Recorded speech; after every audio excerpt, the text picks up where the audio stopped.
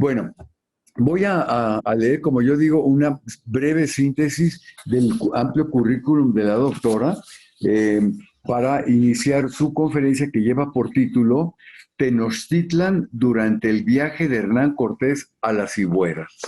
Es decir, el nacimiento de la nueva ciudad, casi casi podríamos decir, ¿verdad? Con todos los problemas que hubo y demás, de los cuales ahora nos vamos a ver. Por ahí está Carlos Chimal, que te saluda desde Jocotitlán, siempre otro de Morelia. Bueno, en fin, se conecta gente hasta de Grecia, ¿m? Hasta de Grecia, por escuchar estas conferencias. Bueno, la doctora es Ana Rita Valero de García Lascurain, tiene licenciatura en etnohistoria otorgada por la Escuela Nacional de Antropología e Historia, maestra en historia y etnohistoria por la División de Estudios Superiores de la Escuela Nacional de Antropología e Historia y doctora en antropología por la Universidad Nacional Autónoma de México.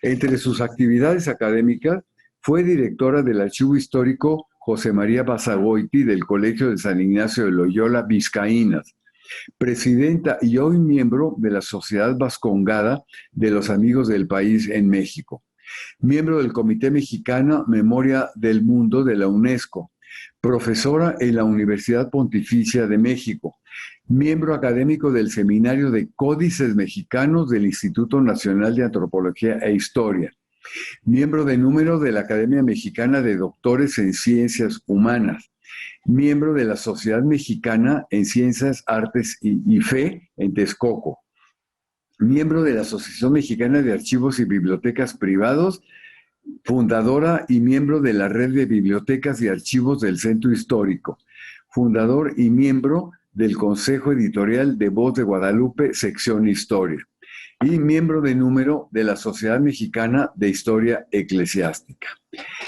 Es que, de acuerdo a las declaraciones de la presidenta de ahora, dice que es válido poner el adjetivo femenino en todo. Entonces tendríamos que decir miembra, pues no, ¿verdad? Digo, está muy, digo, como que, pues, en fin, pero son las nuevas modalidades del... Bueno, y entre sus libros publicados destacan Los indios en Tenochtitlan, la ciudad imperial mexica. Otro, Solares y Conquistadores, origen de la propiedad en la Ciudad de México. Uh-huh. Otro más, la Ciudad de México, Tenochtitlan, 1524-1534, su primera traza. Otro más, Códice Coscatzin, estudio y paleografía. Otro, Zumárraga en los códices de México. Uno más, los códices de Ixcoatepec, un testimonio pictográfico de 2 siglos de conflicto agrario. Otro, la Archicofradía Universal de Santa María de Guadalupe, pasado y presente. Uno más, la Independencia en Vizcaínas. Otro, Entre Códices, México. Otro más, el Tesoro de las Vizcaínas, sus documentos antiguos en memoria del mundo. Uno más, don Francisco de Cheveste, Armas y Nobleza. Otro más, Porfirio Díaz y Vizcaínas. Y coordinadora del libro Vizcaínas, 250 años de vida en el colegio a prueba del tiempo, en el que tuve el honor de participar gracias a ella. Tiene muchos artículos en diferentes revistas, en la época prehispánica y virreinal y en revistas especializadas. Pues Ana Rita, antes que nada, muchas gracias a nombre del Centro de Estudios de Historia de México, Fundación Carlos Slim, de contar con tu presencia, tu tiempo sobre todo, y que te desplazas desde lejos para llegar aquí al Centro de Estudios. Así que bienvenida, muchísimas gracias y tienes la palabra. La que debe de agradecer soy yo, Manuel.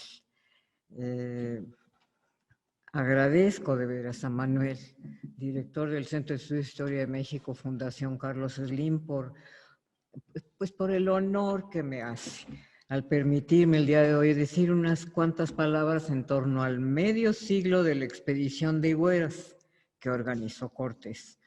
Un hecho histórico de muy desafortunados resultados. En ese sentido, quisiera emular las palabras del conquistador cuando en su quinta carta de relación le escribe a Carlos V y le dice lo siguiente.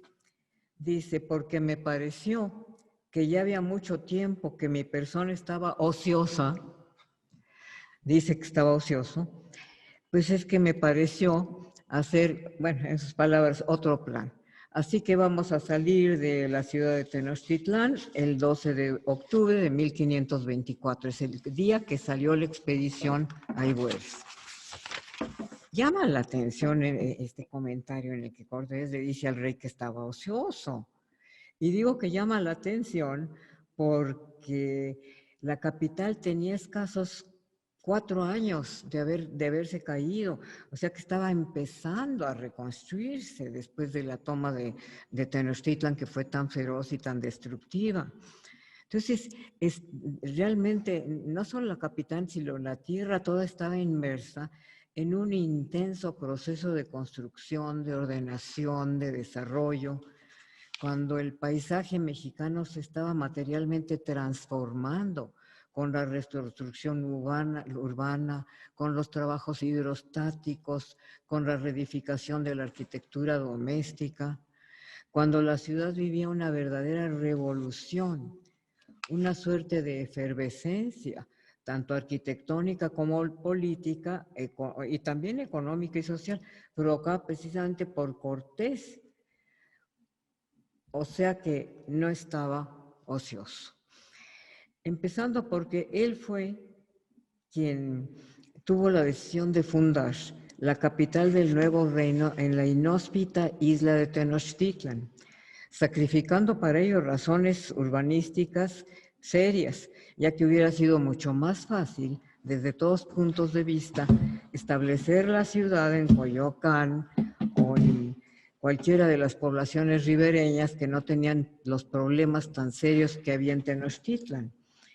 Sin embargo, Cortés, desoyendo la opinión de todos, toma la decisión de edificar la nueva capital sobre las ruinas de la antigua Tenochtitlan. Tenía sus razones. Lo hizo para evitar un posible renacimiento de la Huitla-Tocayotl en caso de dejarla libre. Entonces, hoy, con la ventaja que nos da el estar a 500 años de distancia, comprendemos que Cortés tuvo razón a pesar de los inconvenientes. Tan es así que la tierra se conquistó y el virreinato le rindió a España magníficos frutos a lo largo de 300 años.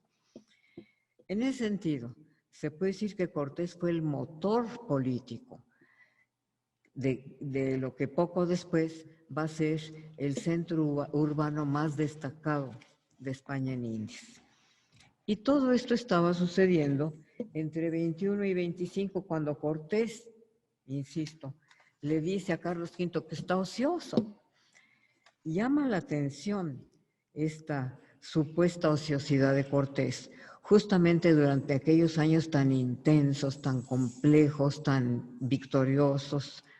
Imposible olvidar la exitosísima estrategia cortesiana que logró tomar la capital Tenochca. Tan es así que los historiadores de la guerra consideran a Cortés como un genio, porque verdaderamente rebasó el horizonte militar de su tiempo. A Cortés le tocó vivir la transición que se dio entre la Edad Media, cuando la guerra se veía más como un arte en el que el ingrediente principal era la valentía, y por otro lado, la modernidad, en la que lo fundamental para la guerra era la estrategia, la pericia, la capacidad militar. Pues fue justamente su estrategia la que provocó que durante el sitio y la toma de Tenochtitlan, las pérdidas humanas españolas fueron entre 50 y 100 soldados versus los 100,000 muertos indios. Es apabullante estos estimados. En ese sentido, Cortés fue precursor en el campo de la ciencia militar del siglo XVI. Se ha dicho que la forma como él lo actuó, su rapidez, sus movimientos tácticos, su proyecto anfibio, se asemejan más, fíjense, al desembarco en Normandía, cuando la Segunda Guerra Mundial, que a la batalla de Lepanto, que se llevó a cabo en el siglo XVI, hablando de la modernidad de Cortés.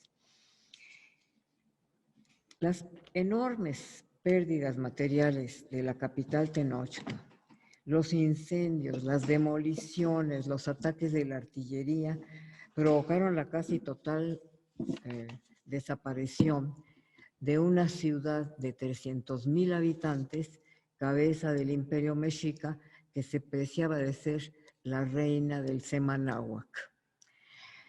Alba Iztlizóchitl habla de los que murieron, más de 240,000, dice Alba, y entre ellos casi toda la nobleza mexicana y una enorme cantidad de niños. Cuenta Bernal Díaz del Castillo que en todas las casas había cuerpos y cabezas de indios muertos y que hedía tanto que no había hombre que lo pudiera sufrir. Y sigue diciendo que cuando entraron ellos ya en las entradas finales a la ciudad, les sorprendió ver que estaba como arada, toda la tierra estaba levantada, porque la gente en su desesperación habían sacado las raíces de los árboles para medio hacer algo de alimento. Y oigan esto, habían roído las cortezas de los árboles estaban roídos ante la desesperación de la gente. No fue chiste la batalla de Tenochtitlan. 7/8 partes de la ciudad se destruyeron, por no hablar, repito, de las pérdidas humanas, que fueron espectaculares. Mientras que los sobrevivientes que quedaban, enfermos, presos de disentería, desesperados, huían por donde podían, y los que no estaban heridos del cuerpo estaban también heridos del alma. Fray Diego Durán habla de los miles de suicidios, familias enteras que ante la desesperanza se echaban en las acequias a morir en aquellos nefastos días de agosto de 1521. El sitio de Tenochtitlan fue un hecho de armas verdaderamente sangriento, que paradójicamente dio como resultado el que a los pocos años fuera la ciudad más poblada, la más activa, la más lujosa del continente americano. Lo peor de todo, empero, lo grave del caso, fue que la batalla de Tenochtitlan no fue solo un hecho de armas como los que ha habido en la historia bélica universal. La toma de la capital Tenochca marcó el fin de una era, el ocaso de una cultura milenaria.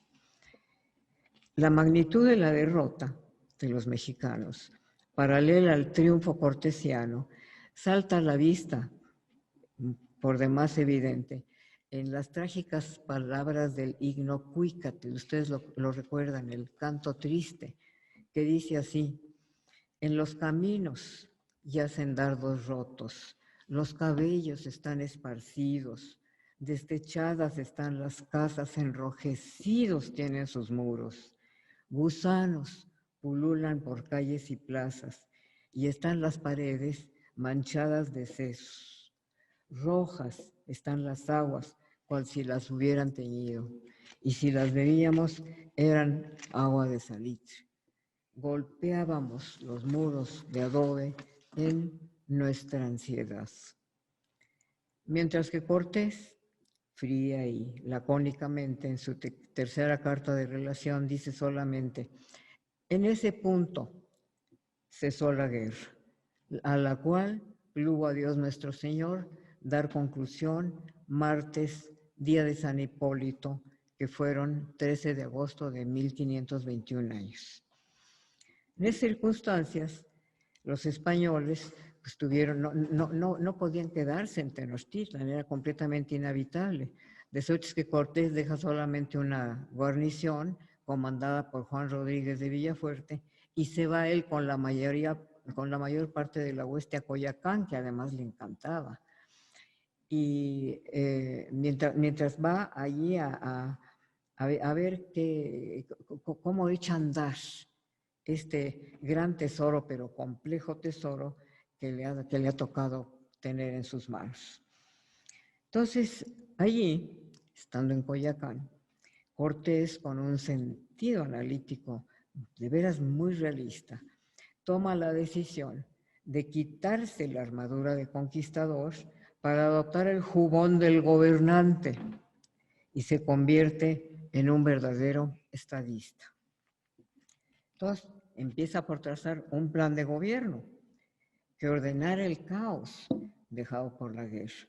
Urgía resucitar la ciudad, revivirla, pero bajo un nuevo plan enteramente renovador, atrevido, audaz, progresista, revolucionario. Allí están, por ejemplo, sus ordenanzas de buen gobierno, en las que son unas ordenanzas muy bien pensadas y muy bien planteadas, en las que trata con gran detalle todo lo concerniente, dice, al bien de los naturales y de los dichos españoles. Estas están fechadas el 20 de marzo de 24, 6 meses antes de la salida y Buenos. En el mismo tenor, tenía que controlar el tema de los aranceles. Pues él tenía todo el gobierno, era una suerte también secretario de Hacienda. Tenía que ver los aranceles que los gobernantes debían pagar al fisco. Por si fuera poco, tenía que atender las constantes peticiones de dinero de la corona, que estaba siempre pidiendo dinero. Entonces, él tenía que hacer unas relaciones detalladísimas del oro, de la plata, de las joyas y todas las cosas que los procuradores se iban a llevar a España, pero tenía que dejarlo por escrito. Le llevaban a España cosas entre las que iban extraordinarias piezas de la orfebrería indígena, rodelas de oro, medallas, caracoles, collares, brazaletes, mariposas hechas en oro, conchas. Todos ellos iban pesados, los tenían que pesar y los iban a tasar minuciosamente, cosa que estaba controlando Cortés. Lo que insisto, lo quiero poner ante la consideración de ustedes, es que Cortés no estaba ocioso, al contrario, estaba ocupadísimo. Parte de plantar la nueva ciudad en Tenochtitlan era el tema de la seguridad. La ciudad se había tomado gracias a los bergantines que él había mandado a hacer en Texcoco. Entonces, tenía que ver para la seguridad construir una suerte de fortaleza, las atarazanas, en donde iban a estar los bergantines listos por cualquier eventualidad de una rebelión indígena. Lo siguiente era reparar los caños, pues no tenía agua la ciudad. Entonces, primero la hace segura y luego le dice, pues hay que dotarla de agua. Entonces, reparar los caños de Chapultepec para dotarla de agua, caños que ellos habían destruido. Era necesario también hacer una ciudad transitable, caminable, para lo que urgía reconstruir la antigua ingeniería urbana, los puentes, las calles, las calzadas. Para lograr todo esto, Cortés, como capitán general y comandante del grupo, le encarga a uno de los conquistadores, Alonso García Bravo, por ser como era, decía él, muy bien geométrico, es decir, tenía muy buenos conocimientos de geometría. Entonces, por eso le encarga hacer la traza de la ciudad. García Bravo, como hombre de su tiempo, seguramente venía influido con la idea netamente renacentista de hacer una ciudad en forma de damero. Es decir, el plano se hacía como un cuadrado o rectángulo crucificado por dos ejes o coordenadas. El cardo máximo, que iba en dirección norte-sur, que sería la actual calle de Pino Suárez, y el decúmano máximo que iba de este a oeste, que es la actual calle de Tacuba. En el cruce de ambas coordenadas se instalaba la plaza, que es el Zócalo, y alrededor de allí se iban trazando todas las manzanas muy ordenadamente en forma paralela. Sobre este patrón renacentista tan vanguardista, se organiza la veneciana Tenochtitlan, en la que se alzaría la capital y cabecera del Reino de la Nueva España, que en pocos años se convertiría en el primer gran centro de América.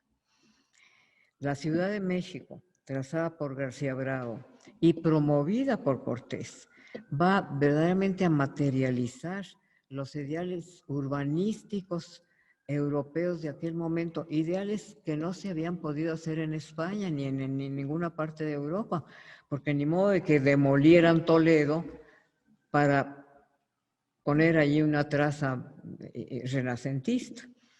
Entonces, por todo ello y más, tal vez ustedes estén de acuerdo conmigo.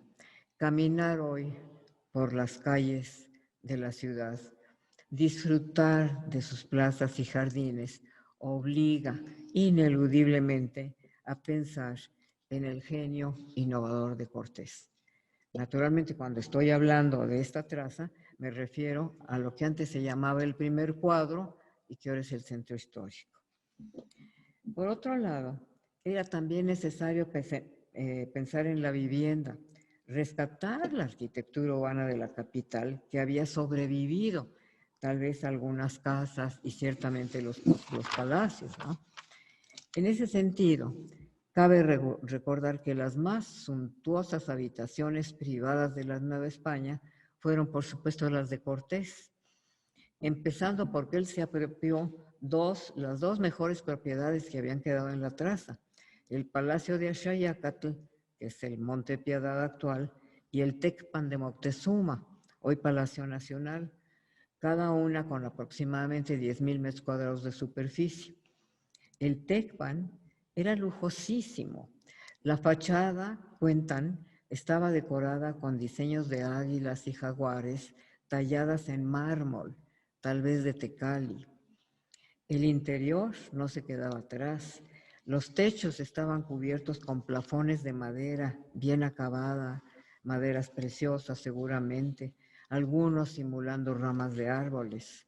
Los muros, absolutamente todos, estaban pintados. El primer piso era el centro administrativo del imperio, donde estaba la burocracia real, los tesoreros, los mayordomos, los contadores. Todo el sistema fiscal de la Triple Alianza se administraba allí. Por eso es que era esa efervescencia de contabilidad. Había además talleres de artesanos, de alfareros, de orfebres, de plumarios. Era enorme ese primer piso.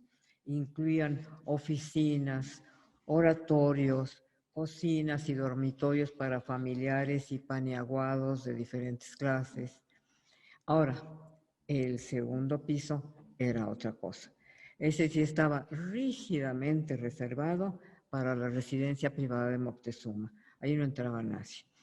Es donde tenía sus famosas cocinas, que cuenta Bernal Díaz de Castillo, que le ofrecían más de 300 platos distintos para que el gran Tlatoani escogiera de entre estos diferentes guisados. Entre ellos, para que él escogiera lo que le apetecía, incluyendo carnes de muchachos de poca edad. Le ofrecían también esto en los guisados. Le servían en unas copas de oro fino, dice Bernal, cacao, que se tomaba él para tener acceso con mujeres. Así lo dice. Se piensa que el cacao tiene esa virtud, para que, por si quieren tomar nota a ese respecto. La otra propiedad era el antiguo Palacio de Axayácatl, el Monte de Piedad de hoy, donde Cortés instaló sus habitaciones privadas. La obra, una obra magna, fue hecha por los indios de Coyoacán, que aportaron materiales y mano de obra. Se habla de 700 vigas de cedro, de 15,200 tablas, de 60 persianas para las ventanas, quiere decir que había mínimo 30 ventanas. La fachada, que daba al oriente, donde está la catedral, tenía 2 torres, un gran zaguán y una imponente arcada de cantera enmarcando las ventanas, un poco imitando los palacios españoles como el de Salamanca. Y así, bajo esta inspiración de grandeza, comienza la reconstrucción de la gran México Tenochtitlan, o mejor dicho, México Tenochtitlan.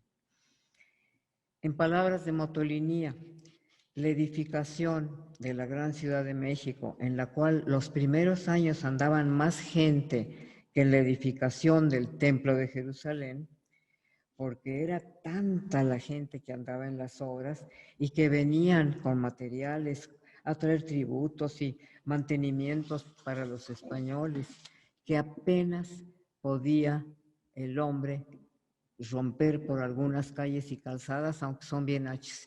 Sin embargo, era tal el tráfico que había de materiales. Continúa diciendo Motolinía que la costumbre de los indios era cantar al estar trabajando y que este canto o especie de murmullo, un canto muy monótono, no cesaba ni de día ni de noche, lo cual indica que el ritmo de trabajo era verdaderamente intenso. Tiene que haber habido varios grupos que entraban a trabajar allí.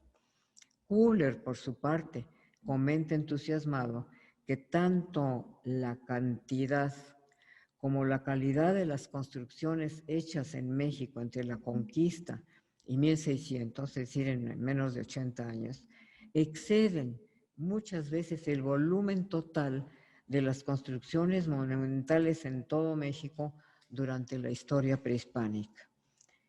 Entonces, Kubler muestra esto en su impresión de la transformación de México. Entonces, lo cierto es que la Ciudad de México va a representar materialmente y en toda su extensión el poder español en Indias, la bandera de Castilla que estaba puesta allí, convirtiéndose en la de mayor influencia en la América hispana, sin duda alguna. Lo que yo pretendo con estos comentarios es presentar a la atención de ustedes la magnitud del programa de gobierno de Cortés, su versatilidad, su monumentalidad, su ambición, su trascendencia. Frente a lo que surge la pregunta, ¿por qué Cortés no decidió una estrategia coherente, razonable y productiva antes de salir a Ibueras? ¿Por qué no analizó los desafíos, los posibles temas de riesgo, de impacto, de choque a los que se enfrentarían a la expedición? ¿Por qué no diseñó una estructura de metas que lo llevaran al cumplimiento de sus objetivos? ¿Por qué decidió abandonar la pujante capital novohispana, llena de vida y de actividad y de oportunidades de toda índole, para irse a Ibueras? ¿Por qué decide dejar la ciudad que tanto trabajo había costado conquistar en un absurdo desamparo de gran riesgo? Por un lado, estaba el peligro latente de un posible alzamiento de la República de Indios en ausencia de Cortés. No hay que olvidar que las heridas de su patria perdida estaban todavía sangrantes, no habían cicatrizado. De suerte es que no era difícil que, aprovechando, repito, la ausencia de Cortés, la República de Indios retomara las armas bajo un espíritu de reconquista, de reconquistar lo que legítimamente era de ellos. Ese era un primer riesgo que estaba dejando Cortés en aras de Iribueres. Pero también estaba el riesgo político.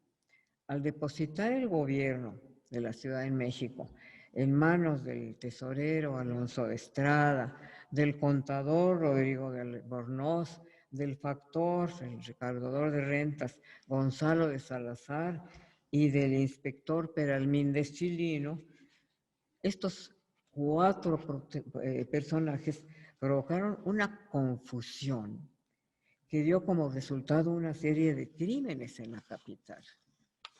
Sin embargo, Cortés, totalmente decidido, casi obsesionado, emprende la expedición el 12 de octubre de 1524.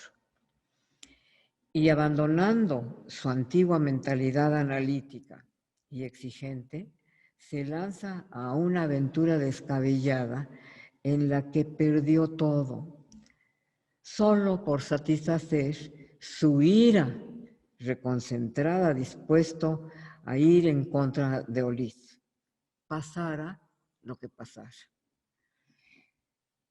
Para más inconvenientes, prepara la marcha con una suntuosidad y un boato casi monárquico, con lo que debe de haber costado una fortuna. No sé si hay alguien que le haya entrado a calcular o a hacer un estimado del costo de la expedición. Iban un botillero que se ocupaba de los vinos que se iban a consumir en el camino, un repostero dedicado a la elaboración del pan, un despensero encargado de todos los alimentos, un tal Tello de Medina encargado, oigan esto, de las grandes vajillas de oro y plata que iban en el menaje, un camarero, un médico cirujano, pajes de lanza, mozos de espuela, 2 cazadores halconeros, 5 chirimías y sacabuches y dulzainas, nada más faltaba que no hubiera música en la expedición. Un titiretero, pues se tenían que divertir. Un asemilero, que era el encargado de las mulas, y una gran manada de puercos que llevó para ir consumiendo. Y por si fuera poco, la casi totalidad de los antiguos conquistadores fueron invitados y también numerosísimas tropas indígenas, entre los que se encontraban varios nobles mexicas como mandos militares, pero además, como todos ustedes saben, fue también Cuauhtémoc, que invitó a Cuauhtémoc y a Tetepanquetzaltzin por encima de toda la República de Indios. Y de esta manera, Cortés se lanza a la más descabellada aventura en que pudo haber incurrido, en la que en realidad perdió su conquista. Podría satisfacer una venganza inspirada en una mala pasión avasalladora. Los resultados fueron avasalladores. Muchos fueron los que sufrieron a raíz de esta insana pasión. Muchos fueron los que sufrieron hambres, miedos, enfermedades, angustias, dolores y un desquiciamiento general, tanto físico como moral, a tener que enfrentar la muerte en la soledad de la selva, en la lejanía de su hogar. Y para entrar en una dimensión, digamos, de humanismo, de carácter personal, me tomo el atrevimiento de presentar a ustedes a 3 personajes que fueron víctimas directas de la trágica e insensata decisión de Cortés.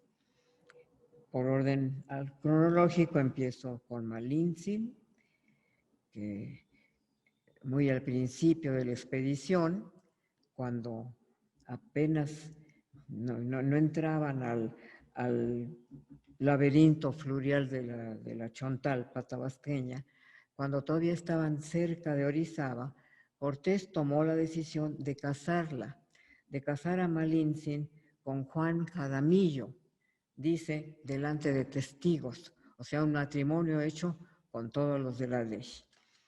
Jaramillo había estado en todos los lances de la conquista con Cortés. Desde el primer viaje de México, cuando desembarca en Veracruz en 1519, iba Jaramillo. Luego de allí, la estancia en Tlaxcala, también estuvo presente en los días de Tlaxcala. La matanza de Cholula, también estaba a lo lado del conquistador. Y por supuesto, después de la matanza de Cholula, pues la guerra de conquista. Cortés le dio el mando de uno de sus bergantines. En otras palabras, a lo largo de los años y en los momentos más difíciles, Jaramillo siempre había estado con Cortés, eran amigos. Estoy diciendo todo esto para que entendamos por qué escogió a este hombre para casar a Malintzin. Entonces, en estas condiciones, Cortés le propone que se case con doña Marina, a quien le habría de dar, a manera de dote y como premio por sus relevantes méritos, las encomiendas de Olutla y Jaltipan. Pues claro que Jaramillo aceptó gustosísimo, porque además parece que era muy amigo del dinero. Entonces, al oír esto de las encomiendas, pues le encantó. En cuanto a doña Marina, el asunto era distinto, pues de antemano se sabía que ella iba a obedecer sin protesta alguna. Sin embargo, era evidente que a pesar de su callada obediencia, pues el ensueño de su vida tocaba su fin.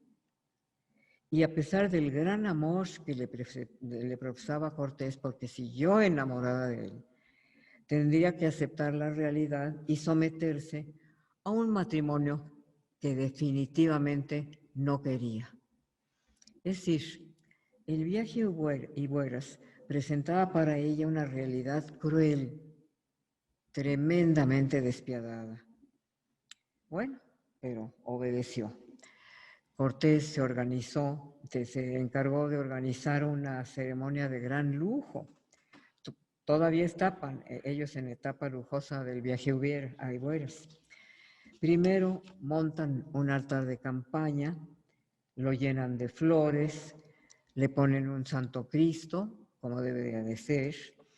La ceremonia la celebró Fray Juan de Tecto, el eruditísimo Fray Juan de Tecto. Doña Marina, con semblante pálido y evidente tristeza, se presentó elegantísima, con un vestido largo de terciopelo azul a la manera de Castilla, como aparece en el Códice Durán, y no con huipil, porque a todo lo largo de la conquista y todas las fuentes que tenemos la presentan con unos huipiles de primera categoría, pero en esa ocasión, por alguna razón, se vistió a la usanza de Castilla con ese vestido largo de terciopelo azul. Mientras que don Hernando iba también muy guapo, con la barba y el cabello cuidadosamente arreglados, se veía tranquilo, satisfecho, mientras que Jaramillo, como sería lógico, encantadísimo con ese productivo matrimonio. Los pífanos, las trompetas y dulceínas que formaban parte de la expedición, alternando con flautas y teponachles, trataban de acordar una especie de marcha nupcial. Podemos pensar que esto fue el primer encuentro entre dos músicas diferentes, la española y la autóctona. En torno a ellos danzaban los guerreros indígenas que iban en la expedición. Me pregunto si también tomó parte en estas danzas Cuauhtémoc y Tepepanquetzaltzin.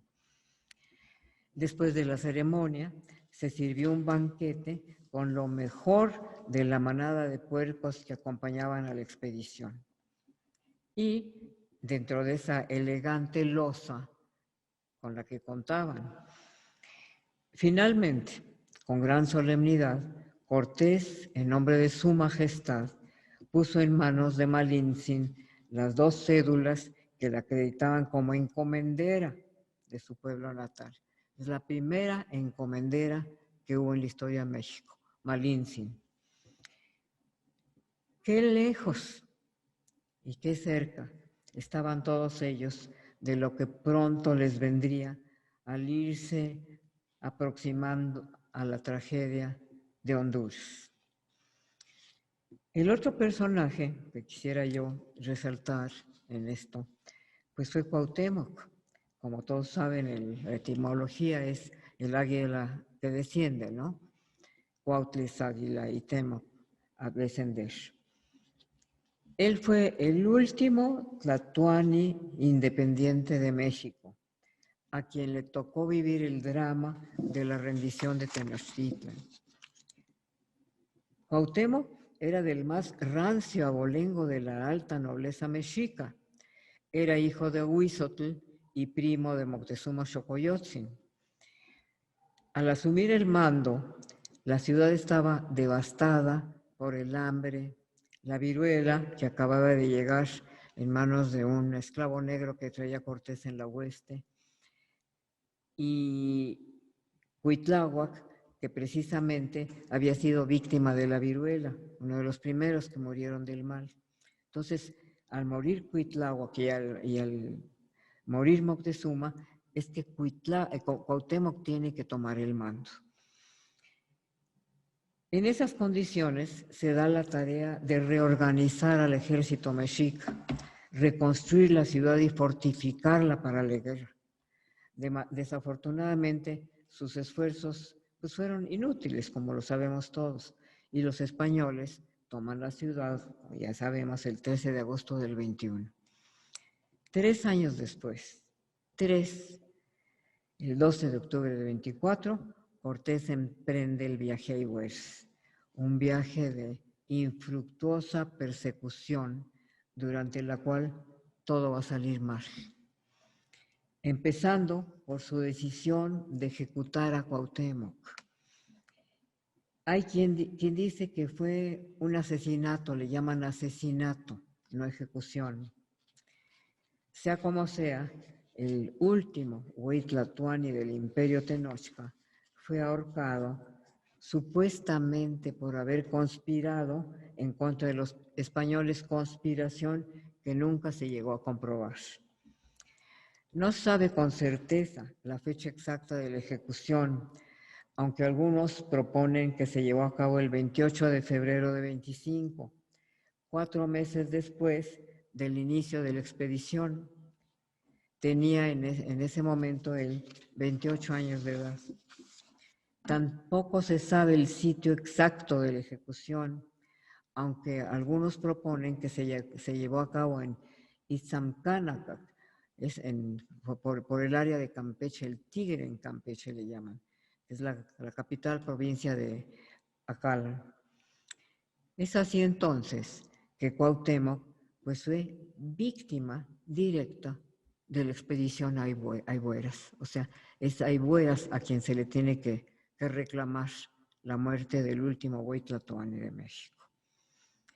Y por último, el tercer personaje que quería yo comentar con ustedes fue Fray Johann Deckers.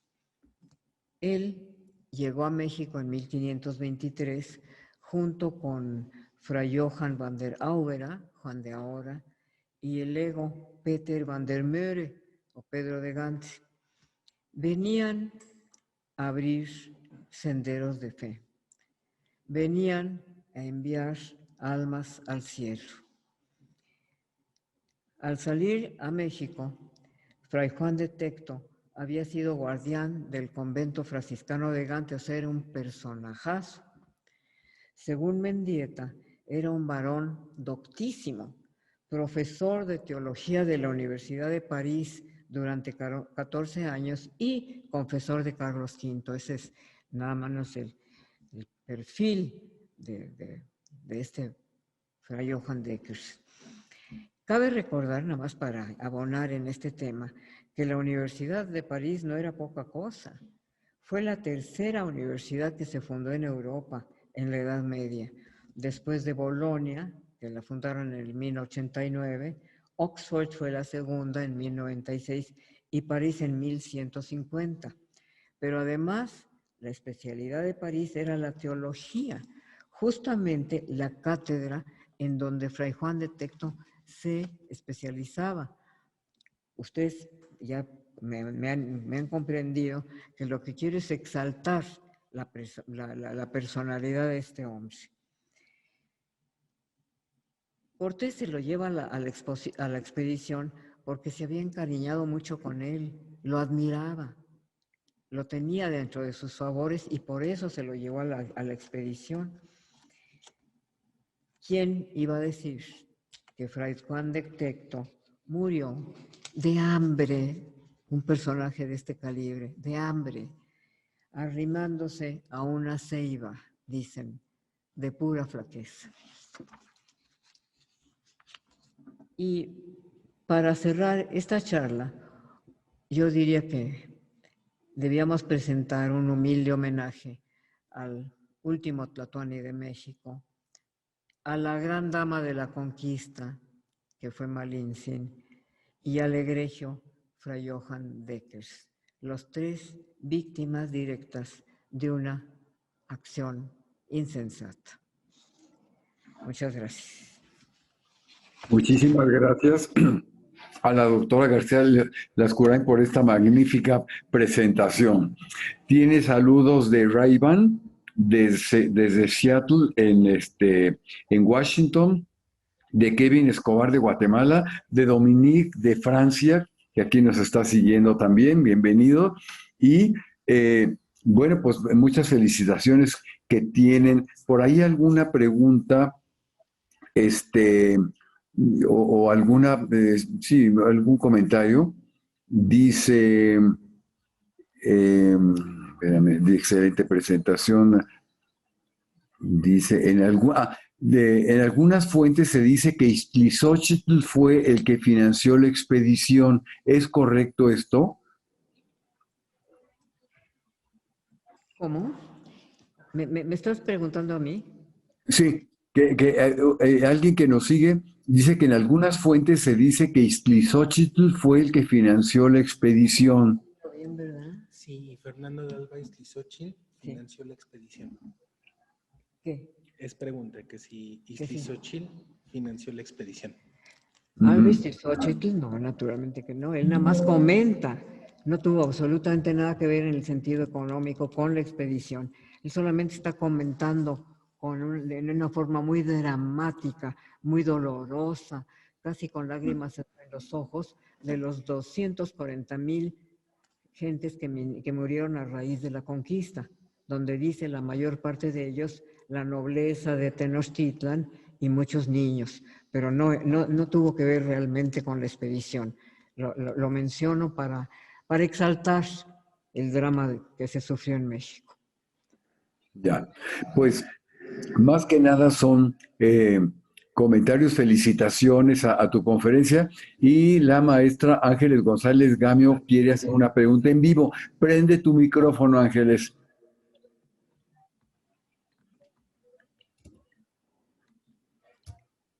No se te oye. Si puedes prender tu micrófono.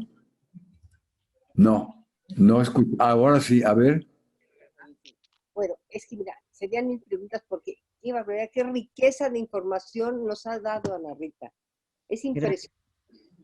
Fíjate que en este año, justamente, porque ya en los 700 años de la fundación de Tenochtitlán, qué barbaridad, esto había que difundirlo. Es una riqueza porque, aparte, has hecho un análisis tan completo.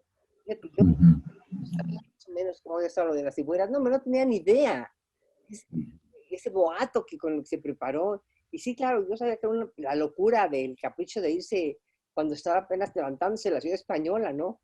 Pero todo lo que fue, es que es una locura pensar todo lo que llevaba, hasta vajillas de oro, todo el drama espantoso que fue, pero con tanto detalle, es de verdad impactante.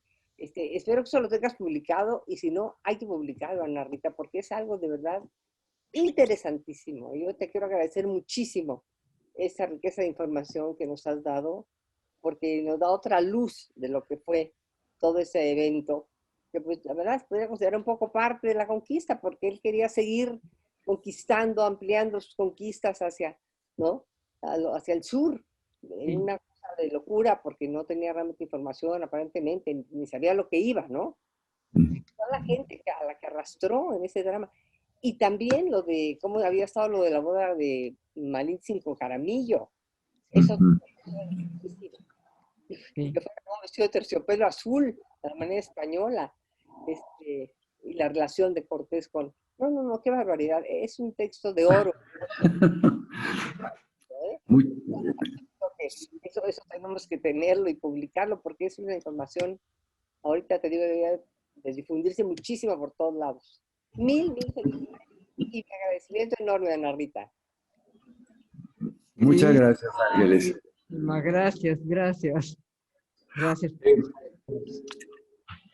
Dice Eleazar Reyes, dice, ¿acaso el códice que indica la muerte de Cuauhtémoc, donde aparece colgado Fray Juan de Tecto, es apócrifo? No, pero no está allí Fray Juan de Tecto. Bueno, ese es el Vaticano B, en donde está, hay dos colgados, que son Cuauhtémoc y probablemente Tepepanquetzaltzin. Y luego del lado izquierdo se ve otro colgado, digamos. Pero no es el fraile. no Sí. se sabe. Las fuentes más confiables dicen que murió de hambre, lo cual pues, es completamente lógico. Eso no es difícil. Claro. Hugo Martínez dice, gracias doctora, felicitaciones, hermosa manera de cerrar su exposición con la remembranza de tres grandes personajes, Malintzin incomprendida y Fray Juan de Tecto casi ignorado. Sí. Pues sí. Ignorado, sí. Bueno, y luego Salvador dice, entonces Cuauhtémoc tenía 22 años cuando asumió el poder como rey Tlatoani. Sí, estaba joven. Muy joven. Sí. Un poco menos, bueno, no sabemos exactamente las edades. Son suposiciones, ¿no? Pero desde luego, pues era un joven que fue el único que quedó. Claro. Y que le pusieron en sus manos la peor de las situaciones. Ay, sí. Sí. Norati Medina nos hace una pregunta, pero lo vamos a dejar para otro ciclo, porque pregunta sobre Cristóbal Colón. Entonces mejor lo dejamos para otro momento, para no alejarnos del tema. Ángeles, ¿querías comentar algo más? Prende. Ya. Como cuántos integrarían esa comitiva gigantesca, porque yo no sabía que había ido tanta gente, tiene una estimación de cuántos integraban esta locura. Por eso, ahí pones un dedo en la llaga, de veras. Sería importantísimo hacer estimaciones de costos. No lo dice Cortés, ni tenemos ninguna fuente que hable de eso. Hablan de mucho, pero en un tono de adjetivo. Una estimación sería bueno, tomando en cuenta los que tenía que alimentar. Pues eran un montonal de gente que iba teniendo que alimentar, más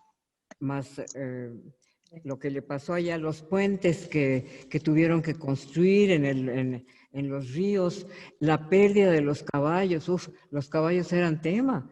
Todos sabemos que eran un elemento costosísimo. Se perdieron pues, casi todos los caballos que llevaron en la expedición. Desde luego, eso que hablan de la vajilla de oro y plata, pues eso ya casi ni tiene importancia, pero sería muy interesante que alguien de veras un poquito abordarle a eso, en términos de costos, ¿no? Sí.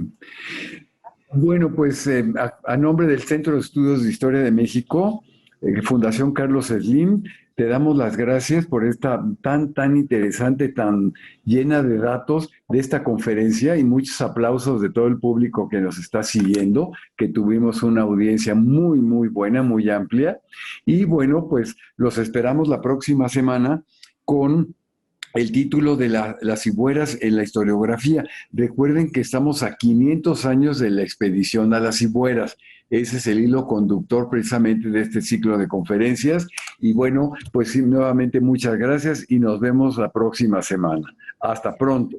Gracias. Muchas gracias.